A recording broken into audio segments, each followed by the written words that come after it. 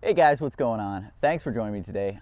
I'm Spiguyver. This is Spiguyver Backpacking, and today I'm out here. I've been doing a couple of videos, just trying to knock out some videos for the upcoming week. I had this Sheltoe underquilt that I was testing out. I had a nomadic box that I had to open up, and really I wanted to get out here and just do a little bit of talking with you guys, just a little Spiguyver chat, if you will.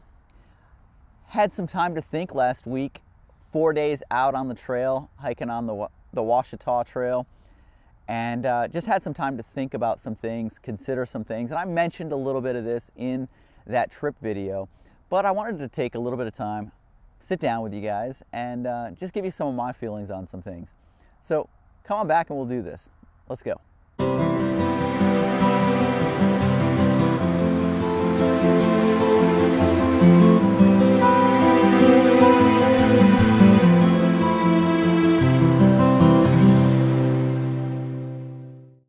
All right, thanks for coming back. So today, what I wanted to talk about was ultralight backpacking. You guys know I like to get out there and try and do things as light as possible, but I will not sacrifice safety, comfort, or anything else, my own well-being, appetite for super lightweight. Now, I will tell you that I enjoy going lighter because I'm able to cover more distance. My body feels better, and it's easier on you to go lightweight. But there is a tipping point. There's a point where I think it's gone a little bit too far. And that point is going to be different for every person.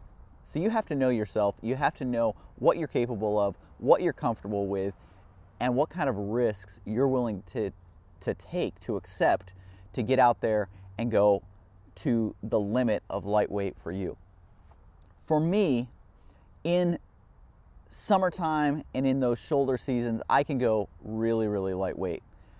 We're talking a fully loaded with food, 12 pounds on the trail for a 3-day trip is totally doable. I've got the equipment, I've taken the time and invested the equipment, the money into the equipment to have it to do that.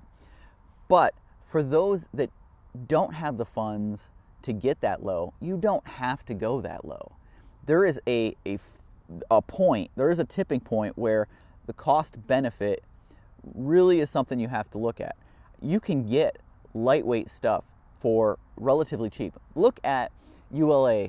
ULA makes some great equipment. If you're going with the CDT, it's like under a 2-pound pack, nice lightweight, heavy duty pack, really full of features, and it only costs like $150. It's under $150.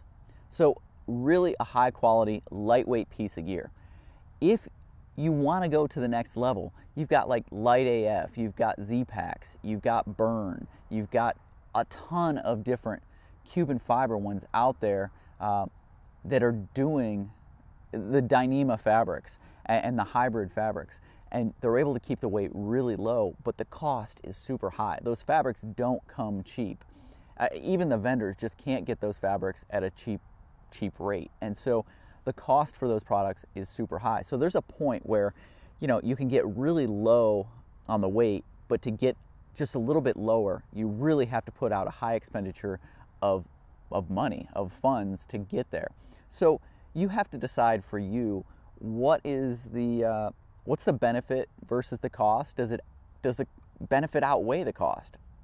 For me, you know, I go back and forth. Certain times of year, like this time of year, it's a little bit cooler. For the trip that we just did out on the Washita Trail, I was carrying a ULA backpack, the Ohm 2.0. I was carrying 0-degree quilts, and that's what I was going to carry. I knew that the temperatures were going to get down into the teens, but had the temperatures really only been in the 20s with a low of say 25, a lot of people would have opted for the 20-degree quilts. I have a set of 20-degree quilts. I personally would have opted for the 0-degree just to stay warmer.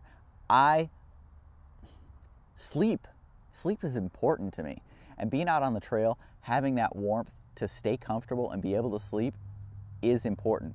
So during certain times of the year, I will opt to go a little bit heavier. I'll carry extra food. I'll carry luxury items to stay warmer. But I will also, on the flip side of that, have some trips set up where I want to go fast and light, and I will go bare bones, carry no extras with me, carry no luxury items, and carry the lightest gear I can possibly afford. I've taken the time over time and built up what I want to use. I've got quilts that are super lightweight. I've got tarps that are super lightweight. I've got my hammock setups that are super lightweight.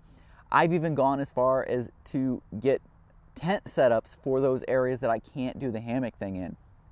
And I've got a really a luxury sleeping pad that I just purchased that I need to get a video out and show you guys.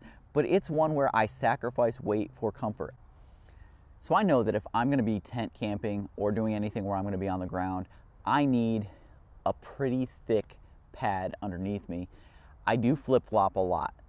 I don't as much in the hammock, but once I go to the ground, I end up either being a side sleeper or a stomach sleeper, but I do go back and forth. Same thing I do in bed at night. And so I need something that's a little bit thicker. So I've got a 3.5 and a 4-inch thick sleeping pad. The 4-inch is for summertime. It has no insulation in it. It's from Big Agnes. The winter one is the Xped Winter UL Down Mat Long Wide. So it's wider. It's over 25 inches wide and like 70 something inches long. So longer and wider than I really need, but I love the comfort of it and the warmth that it provides. It's good down to about, I believe, -25 degrees. So nothing I'm gonna see around here is gonna really challenge that thing. And I'm fine with that. Same with using the 0 degree. Most of the year I'll use a 20-degree underquilt until it gets really into the summertime, or if we get into the winter, and then I'm at least using the 0 degree on most nights. I just don't like getting cold. I've had too many nights where I've tried to skimp and go lightweight and go out there and try and do it, and I end up cold. I would rather be comfortable, sleep well, and be able to hike the next day than to toss and turn and be cold throughout the night and be miserable and then be in a bad mood the next morning. I will carry a little bit extra weight. And I just did a 4-day trip carrying one of the heavier loads I've done in years. And it was only 23 pounds, somewhere in that neighborhood. That was with my camera gear. That was with all of the food I was carrying. That was with everything. So you can get light stuff and put together really what most people are still going to consider a really light pack and weight. But it's all about perspective. It's all about what you are comfortable doing. Really, I encourage you just to get out, try out different things, enjoy it, do what's right for you, find the gear that works for you and stick with it. If you don't like going ultralight, don't go ultralight. Don't let someone pressure you into doing something that isn't you. If you want to carry a chair with you, even though you've got a hammock, if you want to carry a chair to sit in, carry that chair. What does it weigh? A pound, 2 pounds? In the grand scheme of things, it's not that much. Yes, every ounce, every gram counts. And I'm as bad as anybody about counting grams, counting everything, and trying to figure out where I can cut. I've been like that forever. But does it make me better? Absolutely not. I'd rather be comfortable. And so a little bit of a shift in some of the thinking that I'm doing, but I want to be comfortable while still carrying the lightest gear I possibly can. And so finding the lighter fabrics, I'm willing to sacrifice a little bit of money to get those, to be comfortable, to have a light pack out there and still be able to have a good night's sleep, eat well, and be content and happy while I'm out there. Find what makes you happy, do it. It's hike your own hike, guys. It's hang your own hang. Do what you got to do to make yourself happy, but get out there and enjoy it and do it. If you guys have any comments, any questions, leave them down below. If you guys have enjoyed this channel, enjoy what I'm doing, please hit that subscribe button. There's a little bell icon right next to it. Make sure you click on that so you get notifications every time I upload a video. I appreciate you guys checking in, and I will see you guys down the trail.